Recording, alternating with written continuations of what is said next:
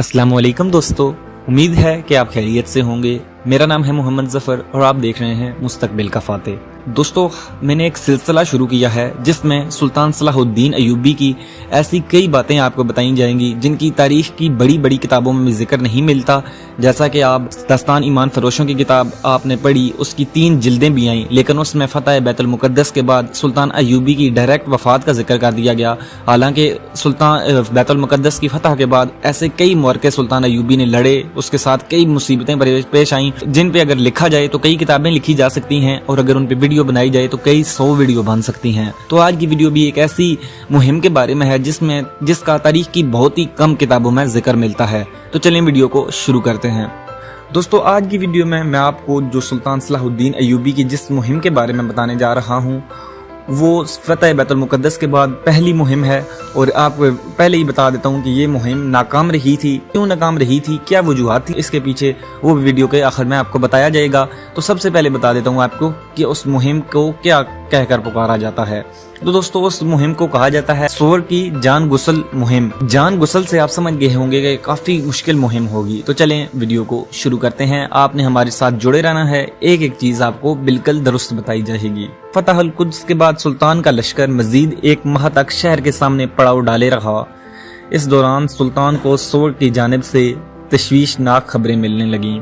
सुल्तान का मोतमिद अमीर सैफुद्दीन मशतूब, जो सैदा और बैरूत में इनकी नियाबत के फराइज सर अंजाम दे रहा था, इन्हें खबरदार कर रहा था कि सूअर के कब्जे को मुलतवी रखा गया तो एक अजीम फितना बर्पा हो सकता है। वाकई सूअर में कॉनर्ड मार्क्यूस नसरानियों के दिफा का आखिरी उन्वान बन गया था। इस गुंजान साहिली शहर को इसके जंगी तजर्बे ने एक नाकाबिले तस्खीर मोर्चा बना दिया था। गुज़श्ता 2 माह से वो इसे मजबूत से मजबूत किए जा रहा था। इसने बहिराए रूम की ईसाई रियासतों और यूरोपी हुक्मरानों से खतो कदापत करके भी मदद तलब की थी और इसे हौसला अफजा जवाबात मिले थे। यूरोपी हुक्मरानों ने कहा कि वह सूअर की कुछ अरसे हिफाजत करें, इतनी मुद्दत में यूरोपी लश्कर तैयार होकर आ जाएंगे और सूअर इनकी छौनी साबित होगा। मार्कुस ने सूअर में जमा होने रोज बरोज बढ़ने वाली पुरजोश अफरादी कुव्वत से काम लेकर थोड़ी सी मुद्दत में शहर के गिर्द एक नई फसील भी तामीर कर ली थी। इस जजीरा नमा शहर की 3 सिमतें समंदर की वजह से पहले ही बरी अमले से महफूज थीं। सिर्फ एक समत से जमीन की एक सड़क नमा पट्टी इसे खुश्की से मिलाती थी, जिससे अबूर किए बगैर कोई फौज खुश्की से शहर पर हमला नहीं कर सकती थी। मार्कुस ने फसील से खासा आगे इसी पट्टी पर एक बहुत गहरी और चौड़ी खंदक खदवा कर इसे दोनों तरफ से समंदर से मिला दिया था, जिसके बायस इस नहर मा खंदक में से कश्तियां ही नहीं बहरी जहाज भी गुजर सकते थे।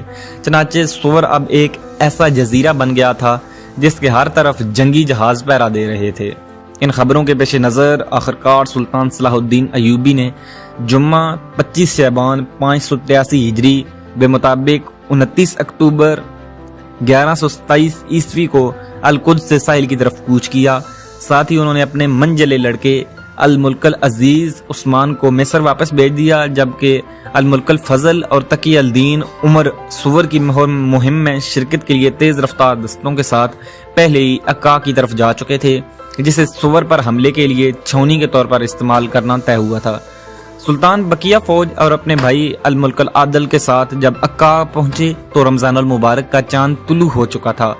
इन दिनों खरासान से लेकर आर्मीनिया तक फैली हुई इस्लामी रियासतों के सफीर यके बाद दीगरे सुल्तान की खिदमत में हाजिर हो रहे थे और फतह अल कुद्स पर मुबारकबाद पेश कर रहे थे। अजम के हुक्मरान अताबक मुजफ्फर अल दीन कजल अरसलान का सफीर अक्का ही में खिदमत सुल्तानी में बारियाब हुआ और अपने आका की तरफ से हदिया तैनियत पेश किया। सुल्तान सलाहुद्दीन अय्यूबी की आदत थी कि माह रमजान में हर किस्म के सियासी और अस्करी मसाइल से यकसू होकर ये लम्हात अपने दारुल हुकूमत में गुजारता था और जिक्र तलावत, तरावी और दीगर इबादत का पूरा एहतमाम करता था। यही रुखसत वो अपने सिपाहियों के लिए भी पसंद करता था, जिनकी जंगी मुहिम्मात अमूमन साल भर जारी रहती थीं। मगर इस बार हालात ऐसे थे कि सुल्तान को रमजान में भी जहाद के लिए निकलना पड़ा, क्योंकि अगर सूअर में फरंगियों के कदम कुछ अरसा के लिए जम जाते तो फिर यही यूरोपी ताकतों की मुश्तरका जंगी छावनी बन सकती थी और अल कुद्स को मुसलमानों से दोबारा छीनने की कोशिश भरपूर अंदाज में हो सकती थी। अब सुल्तान ने अक्का से बहुत जल्दी कूच किया और 9 रमजान 583 हिजरी बे मुताबिक 12 नवंबर को सुवर के सामने पहुंच गए। नहरनुमा खंदक के बायस सुल्तान की फौज का खुश्की की पट्टी का बूर करना और शहर के करीब उतरना नामुमकिन था, इसलिए खासे फासले पर कैंप लगा दिया गया। सुल्तान चंद दिन तक भारी असलहे और इमदादी फौज का इंतजार करते रहे।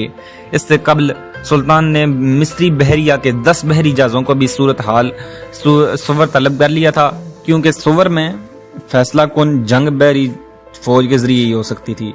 सुल्तान सलाहुद्दीन अयूबी बुलंद टीले से शहर का मोहल्ले वकू बगौर देख रहे थे। जजीरा नमाज सुवर तक जाने वाली खुश्की की वाहिद पट्टी किसी इंसानी बाजू जैसी और शहर की आबादी एक बंद मुट्ठी की मानिंद नजर आती थी। अहले शहर दरवाजे खोलकर मुसलमानों से लड़ने के लिए तैयार थे। इनके मसला गुरोह शहर को साहिल से मिलाने वाली पट्टी से होते हुए शहर नुमा खंदक की तरफ आ रहे थे। खंदक के दोनों तरफ इनके बहरी जहाजों पर भी फौजी चौकस खड़े थे। जहाज पर मंजनीकें, तेज तीर चारख, आतिशी तीर और खोलता हुआ तेल फेंकने वाले आलात नस्ब थे। मुसलमानों के लिए खुश्की की तरफ से हमले का पहला कदम खंदक अबूर करना था, जबकि नसरानियों की तैयारियां जाहिर कर रही थीं कि मुसलमानों के लिए ये इकदाम बेहद कठिन होगा। लड़ने के लिए खुश्क पट्टी किसी भी तरह मौजू न थी। ये निहायत तंग मुकाम था जिसमें मुसलमान अपनी भारी तादाद इस्तेमाल नहीं कर सकते थे। इस तंग जगह में वो टोलियों की शक्ल में ही आगे बढ़ सकते थे, जबकि ईसाई कम अफराद इस्तेमाल करके इन्हें रोक सकते थे। खंदक में उतरने की कोशिश करने वाला हर मुसलमान इनके निशाने पर था। यही नहीं बल्कि खंदक की दोनों समतों में नसरानियों के बहरी जहाज भी खड़े थे और इनकी तरफ से हमलावरों को भारी असले से निशाना बनाने का पूरा इंतजाम कर लिया गया था। 13 दिन बाद 22 रमजानुल मुबारक बेमुताबिक 25 नवंबर को भारी सामाने जंग, मंजनीकें, तीर चरख, आतिशी तीर, दबादबे, दीगर फसील शकन आलात और दूर मार असलह पहुंच गया। हलब से सुल्तान का छोटा बेटा अल-मुल्कुल ज़ाहिर भी कुमक के साथ आ गया और सुल्तान ने इसी दिन जंग शुरू करने का फैसला कर लिया। वो शहर के करीब एक बुलंद टीले पर मुंतकिल हो गए, जहां से शहर पनाह के गिर्द जंग का मंजर साफ नजर आ सकता था। सुल्तान ने मैदान जंग की इन दुश्वारियों के पीछे नजर फौज को छोटी छोटी टोलियों में तकसीम करके बारी बारी तूफानी हमलों की हिकमत अमली अपनाई। तय ये हुआ कि अल-मुल्कुल फजल, अल-मुल्कुल आदल, अल-मुल्कुल ज़ाहिर, तकियुद्दीन और दीगर उमरा अपने खास जनबाजों के साथ यके बाद दीगरे खंदक पर हमले करेंगे। हर गिरोह 1-2 घंटे लड़कर वापस आ जाएगा और दूसरा गिरोह फौरन इसी की जगह ले लेगा। नसरानियों को लड़ कर थका दिया जाएगा और इनकी इनफरादी कुव्वत को आहिस्ता आहिस्ता ज़ाया किया जाता रहेगा। दोस्तों, आज ये वीडियो में ये पहला पार्ट बनाया गया है इस जंग का।